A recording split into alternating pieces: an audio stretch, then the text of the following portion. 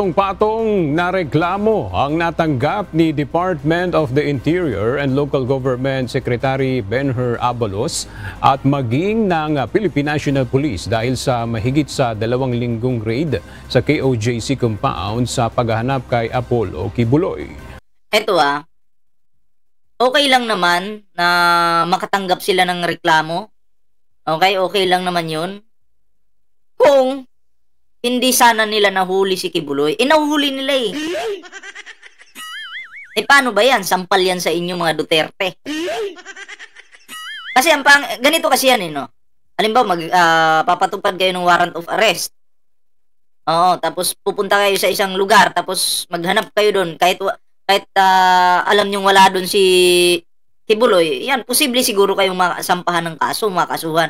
Pero ito, napakabayas nito kasi nahuli eh. Alam nila na nandun doon nahuli sa lugar na yun eh. Bakit may kaso? O, di ba? Anyway, basic lang naman yan para sa kanila. Kasi sabi nga ni General Torre, sige, walang problema, magkaso lang kayo dyan. Magkita-kita na lang sa korte. Patuloy natin. Ayon kay Secretary Abalos, kabilang sa naturang kaso, ang 2 bilang ng malicious mischief na isinampa laban sa kanya ni dating Pangulong Rodrigo Duterte na siyang administrator ng KOJC. Kinasuhan din anya ng dating Pangulo ang ibang police officer na sangkot sa matagumpay na pagsisilbi ng warrant of arrest. Sangkot sa matagumpay.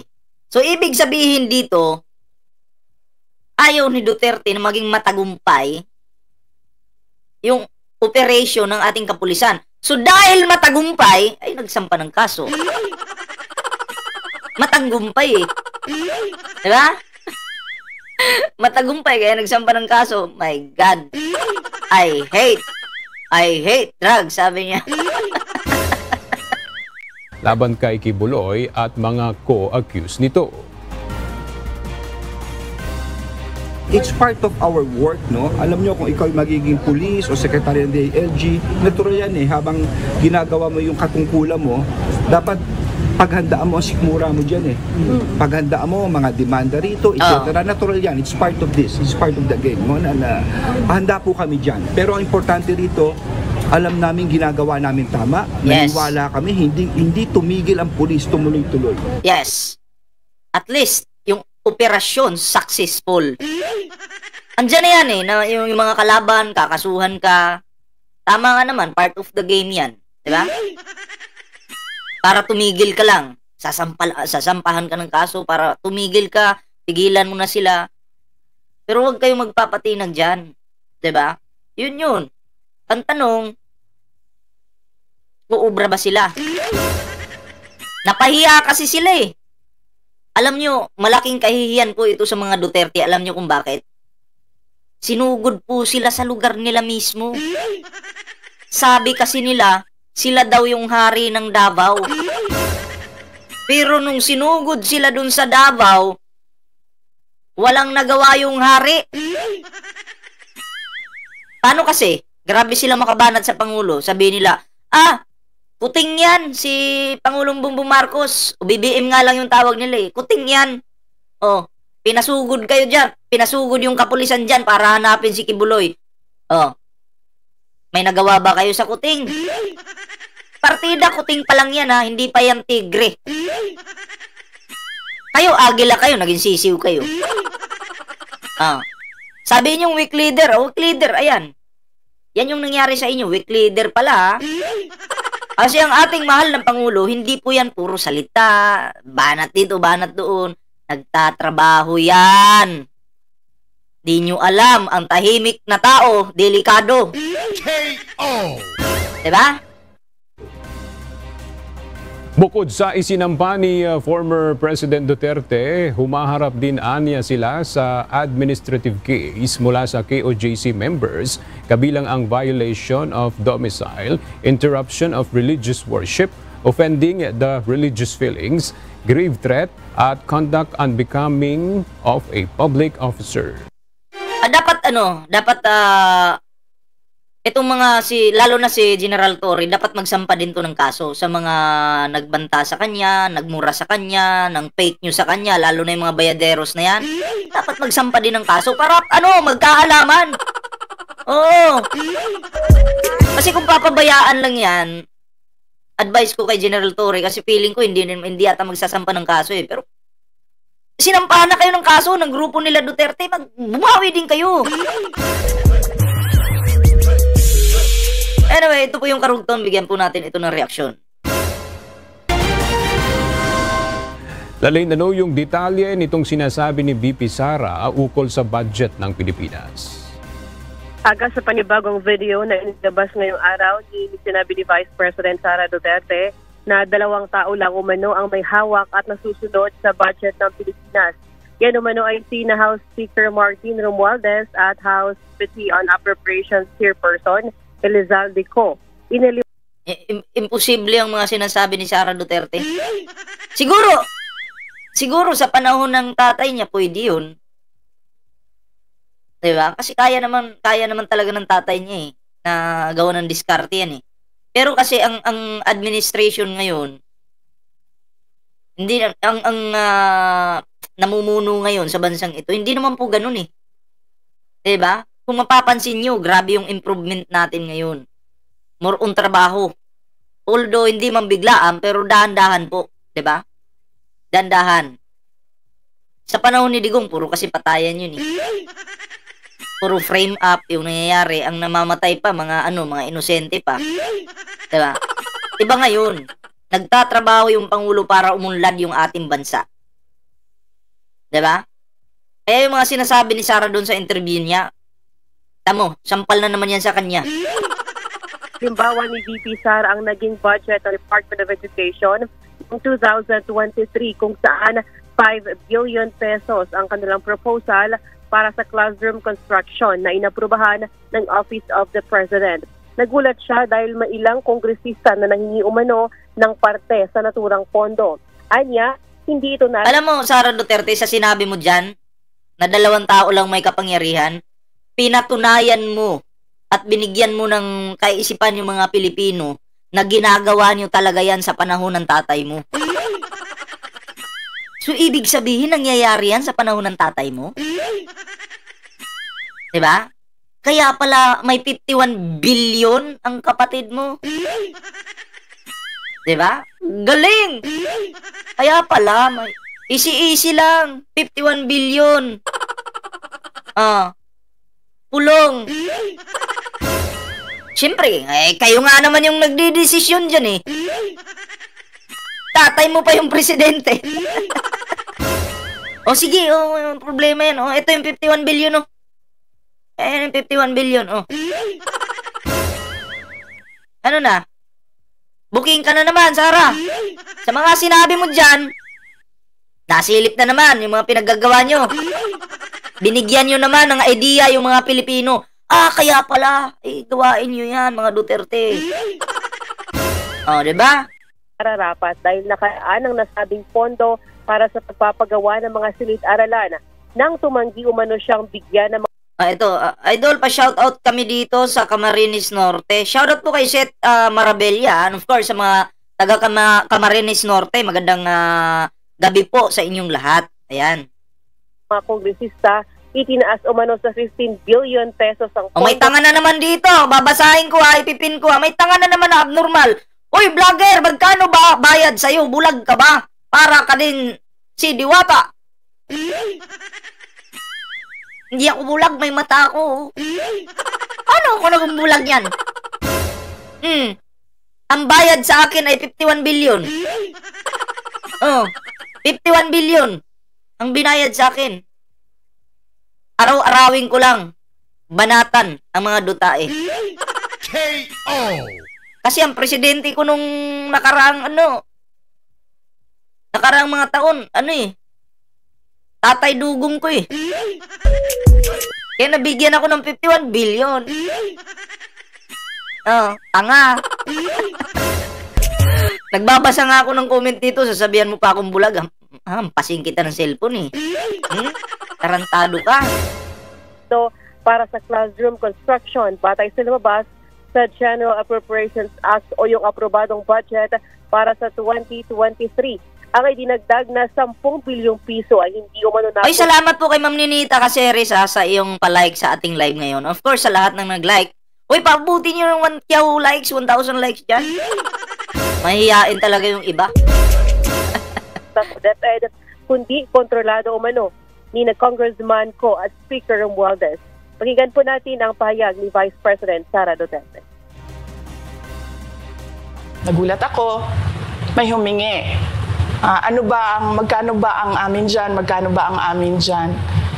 So sinabi ko, hindi pwede ito. Kasi ang mangyayari nito, hindi magagawa ng Department of Education ang trabaho namin na mag-construct ng classroom ayon sa classroom backlog at sa prioritization base sa backlog at sa classroom construction. Yung 10 billion na yon hindi kontrolado. Ito, basahin nyo ha. Ayan, nakapin, basahin nyo, may tanga. Ng Department of Education. Controlled yun ni Congressman Zaldico at Congressman Martin Romualdez. So yun pala, may idea na kami. So Sara Duterte, nangyayari pala yan sa panahon ng tatay mo. Presidente yung tatay mo eh. Diba? So, nangyayari. O, diba?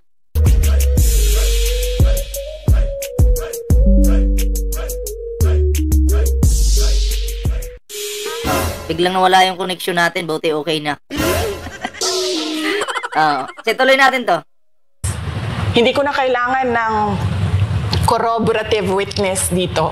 Dahil makikita niyo yon sa papel. Makikita ng taong bayan yon sa papel. NEP, 5 billion. Lumabas ang budget approved, 15 billion. Maliban dyan, sinabi rin ni VP Sara na noong 2024 nasa 19 billion pesos ang inaprubahang pondo ng Office of the President para sa classroom construction. Ngunit nang lumabas umano ang bersyon ng House Appropriations Bill ay naging 24 billion pesos ang allocated budget. Anya kung titingnan ng dokumento, inilipat umano pinandagdag na 5 billion pesos mula sa pondong nakalaan para sa classroom repairs, kaya 1 billion na lang ang natira para. Alam mo, John Pautan, putang ina ng nanay mo, putang ina ng buong pamilya mo, mga hinayo pa kayong puking ina ng mga inutil mong pamilya.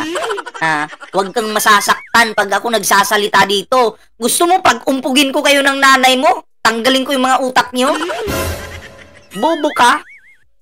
Ang kabubuhan ng nanay mo, namana mo? Ang kabubuhan ng tatay mo, namana mo? Putang ina mo ka, putang ina ng pamilya mo. Ha? Gago? Hoy, pasensya na ha. Trip kong manggago eh. Diba? Tuloy natin to. Para sa pagpapaayos ng classroom. Sinabi rin ni VP Sara na may isinama pang listahan ang house kung saan saang lugar itatayo ang mga classroom na nagkakahalaga ng 17 billion pesos. Giit ni VP Sara, hindi sa DepEd nanggaling ang listahan at inihayag nila ito sa deliberasyon ng Senado sa DepEd budget. Gayunman, wala umanong nangyari kahit in-erase nila ito sa budget hearing dahil kasama pa rin ang nasabing listahan at ang lumobong pondo pagdating sa Bicameral Conference Committee Criselda Conserman, shoutout po. ng Kongreso kung saan inaayos ang anumang issue sa pondo. Sir BPM, humihina na yung signal mo minsan. Tapos dumating ang BICAM, walang nangyari. Kaya magano na lang ako, Starlink na lang siguro. Papalitan ko ting wifi ko dito. Dahil ang nasusunod doon ay si Congressman Zaldico at si Congressman Martin Romualdez. Kaya nandun katulad nito, may nag-comment dito si Loreto Ricon. Kakamping ako from Camarines Sur, magkasama na tayo ngayon sa pinaglalaban, banatan mga dutay para mawala na yan. Katulad nito, Katulad nito, ang Dilawan at mga Marcos, hindi magkasundo yan. Pero sa sitwasyon ngayon, nagkakasundo kasi nakikita po ng Dilawan ngayon na maganda ang pamumuno ng ating mahal na Pangulo. 'Di ba? Tingnan nyo. May pagkakaisa, inggit pikit ang mga duta eh. Inggit pikit. Pa rin, Kay Orlin Tanamor, shout out attach yung 17 billion na ginawang listahan ni Ko at ni Romualdez. In fact, balik lang ako konti sa'yo ha. Kahit yung mga congressman, nakikita nila yung problema ng ginawa nila na pag-attach ng listahan sa budget. Kasi doon sa basic education hearing noong May 2024 ng House of Representatives, merong isang congressman nagreklamo, bakit ang tagal ng classroom construction? Bakit ang tagal? Sabi nung USEC ng DepEd, kasi may pabago-bago sa listahan ng DPWH dahil hindi kami ang gumawa ng listahan. Ayon kay VP Sara, ang pagkuha umano ng ilang mambabata sa budget ng DepEd ang isa sa mga dahilan kaya siya nag-resign bilang kalihim ng Department of Education. Ito rin ay ang dahilan kung bakit siya tumatanging sagutin ang anumang katanungan sa mga pagdinig sa Kongreso hinggil sa proposed budget ng Office of the Vice President.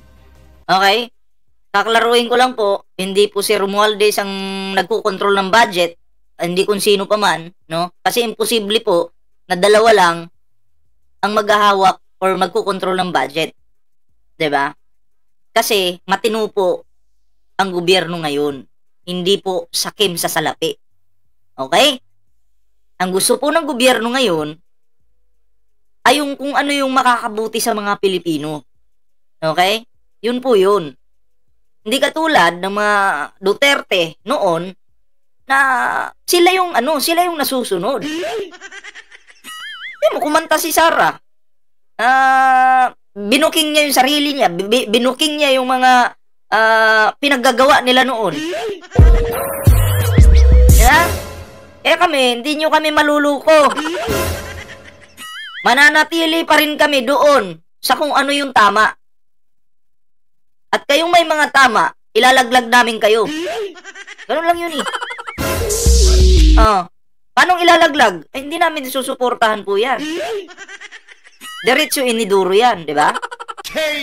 Tingnan mo to si Bongo, ulitin ko na naman. Tahimik si Bongo noon nung wala pang malayo pa eleksyon. Ngayong malapit na eleksyon, makikita mo nagpunta ng Mati City sa lugar namin. Mati City, Davao Oriental.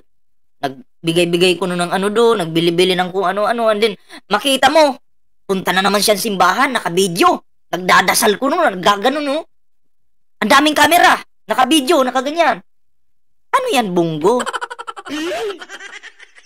Tandaan mo, Bongo, hindi namin kailangan ng mga inchik. May lahing inchik na maging senador o mamuno pa sa bansang ito. Punta ka China, doon ka tumakbo. Huwag ka dito, sa bansa namin. May padasal-dasal ka pa, naggaganon-ganon ka. Ang pagdarasal, Bongo, tuturuan kita, hindi mo kailangang iyabang yan sa social media na ikaw ay maka-Diyos. Hindi yun ganun. Ang pagdadasal, dapat nga ikaw lang mag-isa, nandun ka sa sulok ng kwarto mo, nagdadasal ka nang walang kamera. Hindi yung kakamerahan mo yung sarili mo, uutusan mo yung isa, oy, videoan mo ko dito, magdasal-dasal ako dito. Kaya totoo talaga yung nasa Bible. Na karamihan, hindi man po lahat pero karamihan ng mga politiko, masama po yung mararating pag sila ay pumanaw. Diba? Kasi ganyan nga, mga pakitang tao. Pupunta kang gilid, magdadasal ka. Nakayuko ka lang pala, wala, hindi man gumagana yung utak mo. Acting-acting lang ba? Diba? Ganun lang yun. Oh. Wag ganun, Bongo. Wag mong Okay na magdasal ka, pero huwag kang magpakitang tao. Magpa-video-video ka dyan. Hindi ko pa alam kung ano pa yung kasunod niyang gagawin. Yung mga ganyang gawain kasi ng politiko, Bongo, gas-gas na yan. Gas-gas na yan. Gumawa ka naman ng ibang strategy. Agoba Junior, mega love shoutout. Ibang strategy naman. Alam mo, ibubuto ka namin dahil nagdasal ka? Hindi ka namin ibubuto. Press 1. Sa hindi bubuto kay Bongo, press 1. Press 1 kayo. Sinong hindi bubuto kay Bongo, mag-press 1 na. Isa na po ako sa hindi bubuto dyan. Ako na yung nangunguna dito. Hindi po ako bubuto dyan. Maniwala po kayo, hindi. Basta pag maka Duterte, in-check, hindi po ako bubuto dyan. Magnegosyo lang kayo ng marangal dito sa aming bansa. Kayo mga inchi kayo, pero yung tatakbo kayo, di namin kayo ibubuto. Magnegosyo lang kayo ng legal dito sa aming bansa, walang problema yan. Legal ha, legal. Pero yung tatakbo kayo ng pagka-mayor, senador, hindi namin kayo ibubuto. Dami nag-press 1. Ayaw sa'yo, Bongo. Diba? Pakitang tao ka kasi. Yan yung problema pag mga pakitang tao. Kahit ako, ayaw ko po na pakitang tao yung ating... masisira po yung bansa natin yan. Masisira yung ating bansa na pag suportahan natin yung mga pakitang tao. Wag. Si Marcolita, diretso din iniduro yan. Diyan natin ibuto yan.